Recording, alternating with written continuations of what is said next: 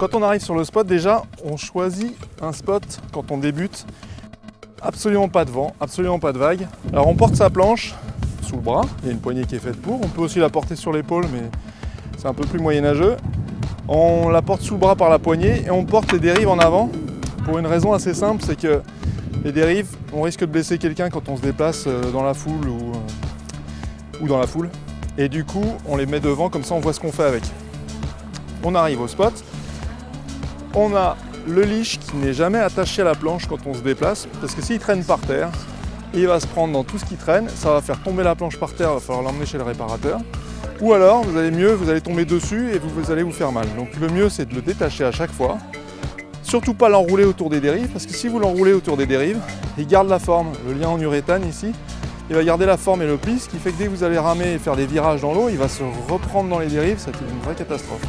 Donc vous arrivez au bord de l'eau, vous posez votre planche délicatement, et là, pagaie sur la planche, il faut simplement attacher le rail saver du leash, cette petite partie en sangle qui vient protéger la planche en cas de forte tension pour que ce ne soit pas la corde qui vienne couper la planche, c'est cette petite sangle qui vient appuyer, faire un appui plus large et protéger la planche. Donc on attache ce scratch dans la petite cordelette qui est attachée au plug de leash, on referme le tout gentiment et ensuite on déplie le leash pour vérifier qu'il n'y a pas de nœud dedans. S'il y a un nœud dedans, le leash se sectionnera au niveau du nœud, c'est donc un truc qu'il faut vérifier à chaque fois. Il n'y a pas de nœud dans mon leash. Je l'attache. Si c'est une attache genou, il existe des attaches chevilles, chacun fait comme il a envie, c'est vraiment une question de goût. Moi je préfère les genoux. L'attache en revanche, ce qui est très important, c'est de toujours l'accrocher de la même manière et dans le même sens. Donc moi je ne l'attache pas dans ce sens-là, j'ai pris l'habitude de l'attacher dans l'autre sens. Pourquoi je l'attache toujours dans le même sens? Pour une raison très simple, c'est que si jamais mon leash s'accroche dans quelque chose dans l'eau, dans un rocher, dans le corail, dans une branche en rivière ou des choses comme ça, même si on déconseille fortement le leash en rivière, mais ça peut arriver, je veux pouvoir le défaire sans y réfléchir, donc il faut que ce soit automatique. Donc je l'attache toujours dans le même sens. Et moi je sais que pour détacher mon leash, j'ai juste à faire ça. Et il se défait. Si je le mets un coup dans ce sens-là, un coup dans l'autre, forcément je ne vais jamais savoir dans quel sens il faudra tirer. Et je peux vous assurer que ça peut être efficace de retirer le leash rapidement, ça m'est arrivé 2-3 fois, d'avoir besoin de le faire, on est content que ça s'en aille rapidement. Ensuite, on retourne à la planche, on prend la pagaie dans une main, le rail de la planche, on bascule la planche sur le rail et on s'avance vers l'eau. Forcément on marche sur le leash, sinon c'est pas drôle.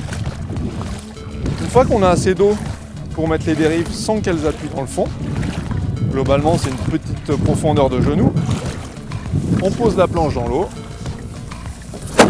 Et là vous constatez que sur les planches gong, pour les débutants et le perfectionnement, il y a des poignées à l'avant.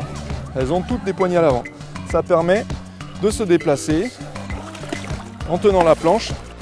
Ce qu'il faut savoir, c'est qu'une planche est dangereuse à partir du moment où elle est entre la vague et vous. Si la planche est ici, que la vague arrive comme ça, je me refais le nez ou les dents tôt ou tard, c'est sûr et certain. Ces poignées, comme elles sont placées à l'avant, quand je me déplace, les dérives mettent la planche forcément dans l'axe et la planche vient se mettre à traîner derrière moi. Donc du coup, c'est beaucoup moins dangereux. Et on va passer les premières mousses avec ces poignées-là. Une fois qu'on a passé les premières mousses ou qu'on a fait les premiers pas, on vient mettre la pagaie sur l'avant du pad. Cette pagaie va nous servir à équilibrer la planche. On va mettre la pagaie à 90 degrés de l'avant du pad, toujours à 90 degrés. On met les deux mains dessus et on monte un genou, l'autre genou. Pour se dresser, on avance, on met le pied avant à sa position, c'est-à-dire à côté de la poignée, le pied arrière à sa position, de l'autre côté de la poignée, symétrique, et on se dresse avec la pagaie dans les deux mains. On vient attraper la poignée de la pagaie et tout de suite on rame, des petits coups. Et là, d'un coup, ça devient tout simple. Technique suivante est un petit peu plus élégante, c'est le beach start. Donc là, on a la planche à côté de nous. On a la profondeur pour que les dérives ne touchent pas le fond. On vient simplement mettre un pied derrière la poignée. On pousse sur la jambe qui reste dans le fond. On monte sur la planche, on met le pied, le deuxième pied, on le met en position normale de rame, c'est-à-dire à droite ou à gauche, selon comment vous montez de la poignée. Et donc on garde toujours la pagaie dans les deux mains. Toujours dans les deux mains pour une raison très simple, c'est que la pagaie, c'est le balancier, c'est la perche de l'équilibriste. Donc c'est ce qui garantit notre équilibre. Si on a la pagaie dans une main, on n'a plus aucun équilibre. On a du poids ici, pas de poids ici, donc forcément on penche à côté, donc on veut rétablir de l'autre, donc on décale les pieds. Ça ne marche absolument pas. C'est une vraie catastrophe. L'autre technique qui consiste à ramer comme ça, alors ça c'est pas du stand-up paddle, ça c'est autre chose, c'est du kneeboard. Ça marche très bien. Le problème c'est que le jour où vous vous retrouvez avec une vague de face qui va forcément lever la planche et l'amener vers vous, de cette position-là pour sauter à gauche ou à droite, c'est quasiment impossible. Donc la planche, c'est direct dans le nez et c'est une très très mauvaise habitude à prendre. Il y a beaucoup de gens qui font ça, mais c'est une mauvaise habitude. Le stand-up paddle, c'est debout. Si on ne se sent pas en sécurité, on rame allongé, c'est absolument pas un problème. On s'allonge sur la planche, on met la pagaie sous son ventre et on rame allongé. Sans difficulté, quand il y a une vague qui arrive, on pousse sur les bras, on passe la vague et on se rallonge. Si vraiment on sent qu'on va se faire démonter, on s'accroche au poignet et on serre très fort et on prie.